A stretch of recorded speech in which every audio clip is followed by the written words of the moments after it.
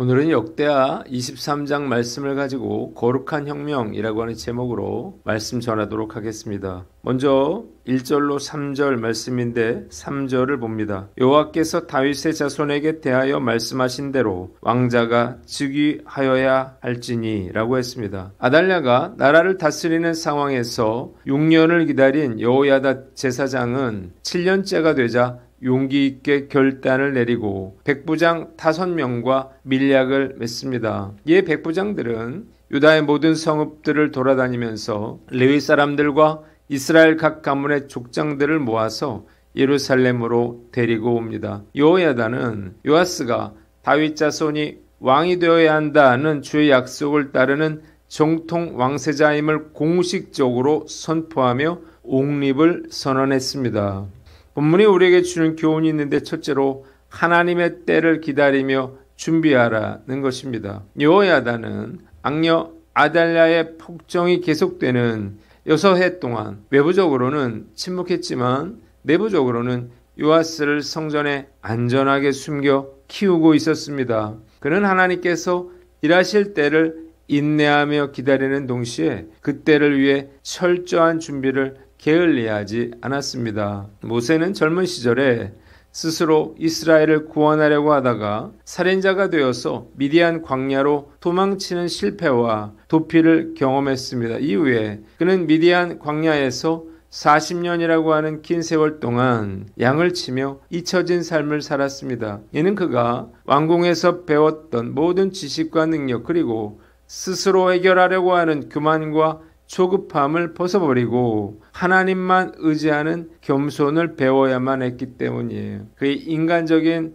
힘과 야망이 완전히 꺾이고 준비되었을 때에 하나님께서는 떨기나무 불꽃 가운데 나타나셔서 그를 부르셨습니다. 이후에 그는 애굽에서 이스라엘 백성들을 데리고 나오는 놀라운 일을 이루게 됩니다. 이해하기 어렵고 억울한 일을 당하더라도 낙심하거나 원망하지 말고 하나님의 때를 기다리며 준비해야 합니다. 우리는 너무나 조급함 속에 살고 있습니다. 질병도 빨리 나아야 하고요. 축복도 빨리 받아야 하고 문제도 무조건 빨리 해결되어야만 합니다. 주제넘게 지금 당장 내가 원하는 것을 당장 이루어달라고 하나님께 요구할 때가 얼마나 많은지요. 전도서 3장 1절에 범사에 기한이 있고 천하만사에는 때가 있다고 했습니다. 믿음의 사람들은요, 때를 기다릴 줄 알아야 합니다. 비록 아무것도 이루어지지 않는 것처럼 보일지도 모릅니다. 그럼에도 내가 하나님을 신뢰하며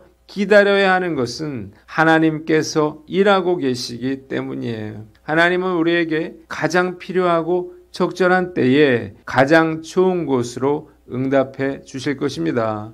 과연 나는 하나님의 약속을 믿고 인내하며 때를 기다리는 사람인가? 아니면 조금만 힘들어도 참지 못하고 불평하며 자기 뜻대로 행하려는 사람인가요? 하나님을 신뢰하고 믿음으로 때를 기다리면 결국 하나님께서 우리를 위해 예비해 주신 놀라운 일들을 보여주실 것입니다. 늘 저는 하나님의 때를 기다려왔는데요. 힘들고 어려울 때는 하나님께서 저를 잊으신 것처럼 느껴질 때도 있었습니다. 답답하더라도 인내심을 가지고 하나님의 때를 기다리며 겸손히 제가 해야 할 것들을 준비할 것을 다짐해 봅니다. 두 번째는 하나님이 원하시는 일을 하라는 거예요. 아달랴를 폐위시키고 왕세자를 옹립하는 일은 목숨을 걸어야 하는 위험천만한 일이었습니다. 여호야다는 안일함에 머물지 않고 용기 있게 결단했습니다. 이유가 있었어요. 요아스를 왕위에 옹립하는 것이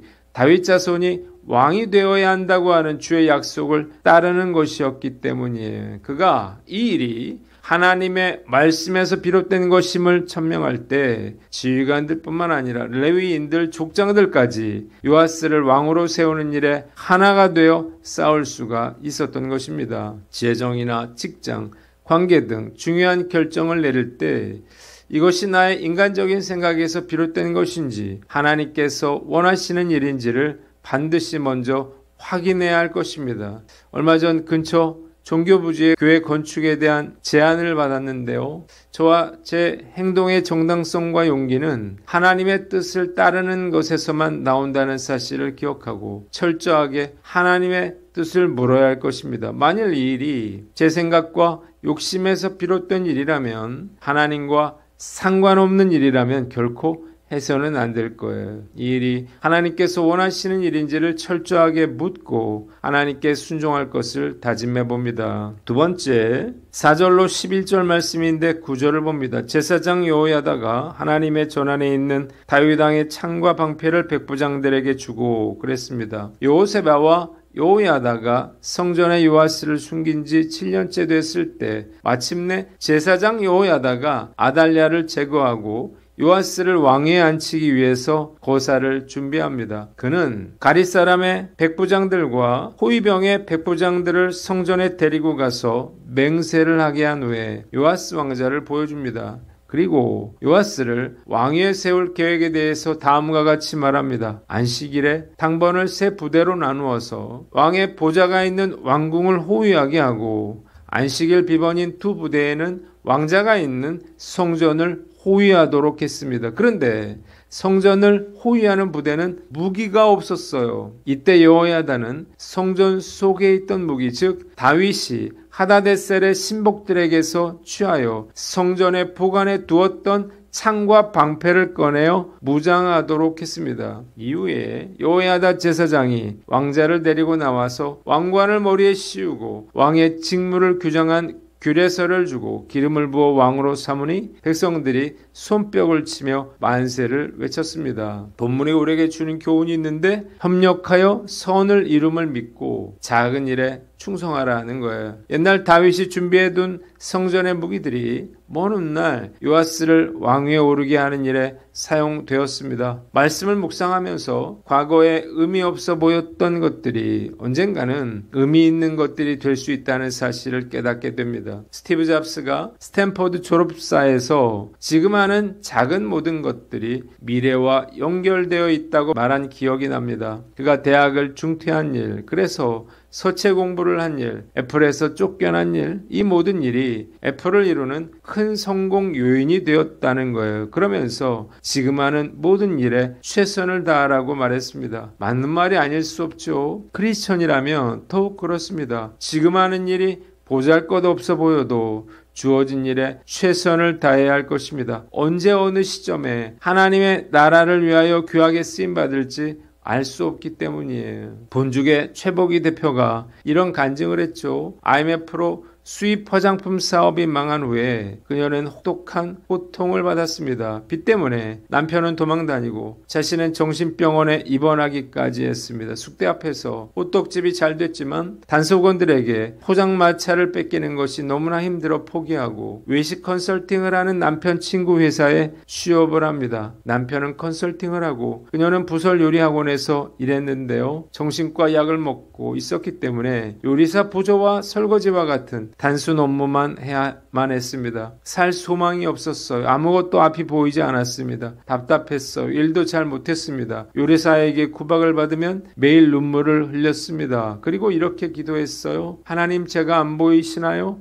저는 하나님의 자녀가 아닌가요? 그녀는 원망하는 마음으로 하나님께 부르짖었지만 이 모든 과정은 하나님의 섭리였습니다. 2배 크기의 호떡집으로부터 배운 교훈으로 본죽은 가장 많은 양을 담았고 요리학원을 통해서 누구나 같은 죽맛을 낼 수 있는 노하우를 배웠고 수입 화장품 사업으로 배운 프랜차이즈 사업으로 본죽이 대한민국을 넘어 전 세계로 뻗어나가게 되었기 때문이에요. 그녀는 모든 것이 하나님의 섭리와 은혜라고 고백했습니다. 우리가 하는 일이 보잘것없어 보인다 하더라도 지금 하는 작은 일이 놀라운 미래와 연결될 수 있다는 확신을 가지고 최선을 다해야 할 것입니다. 저는 매일 아침 큐티와 영상을 올려요. 지금은 보잘것없고 의미가 없어 보여도 언젠가 누군가에게 큰 도움을 줄 수 있는 계기가 되리라 믿습니다. 이 확신과 믿음을 가지고 오늘 우리에게 주어진 작은 일에 최선을 다하시는 저와 여러분들 되시기를 바랍니다. 마지막으로 12절로 15절 말씀인데 15절을 봅니다. 그가 왕궁 말문 어귀에 이를 때에 거기서 죽었더라고 했습니다. 아달랴는 호위병들과 백성들이 외치는 만세 소리를 듣고 즉각 성전으로 달려왔습니다. 성전에는요 이미 대관식이 거행되고 있었습니다. 분노한 아달랴가 반역이라 외치자 요야다가 아달랴를 성전에서 끌어내서 죽이고 누구든지 그녀를 따르는 자도 죽이라고 명령합니다. 백성들은 그녀를 왕궁에 말이 다니는 길에서 쳐서 죽입니다. 본문이 우리에게 주는 교훈이 있는데 악인의 형통을 두려워하지 말라는 거예요. 하나님을 대적하고 악을 행한 아달랴 역시 하나님의 심판을 받아 죽임을 당했습니다. 아합, 이세벨, 요람, 아하시야, 바알 숭배자들, 아합의 딸 아달랴까지도 죽었습니다. 악인의 권세가 영원할 것 같아도 악을 행한 자들은 반드시 무너지고 선을 행하는 자들은 반드시 다시 일어서게 되어 있습니다. 영원할 것 같아 보였던 악인들의 형통한 삶은 어느 한순간에 사라져버릴 것이고 그렇지 않다 하더라도 그 기간은 이 땅에서 사는 날 동안만이라는 사실을 기억하시기 바랍니다. 잠시 이 세상에서의 삶을 마치고 공의로우신 하나님의 심판 앞에 설 때에 그들은 영원한 심판을 받게 될 것입니다. 악인의 잠시의 형통함을 부러워하지 않고 영원한 삶을 소망하며 힘들더라도 끝까지 믿음의 길을 걸어가는 저와 여러분들 되시기를 주님의 이름으로 축원합니다. 기도하겠습니다. 하나님 아버지, 하나님의 뜻을 이루고 작은 일에 충성하며 악인의 형통을 부러워하지 않게 하여 주시옵소서.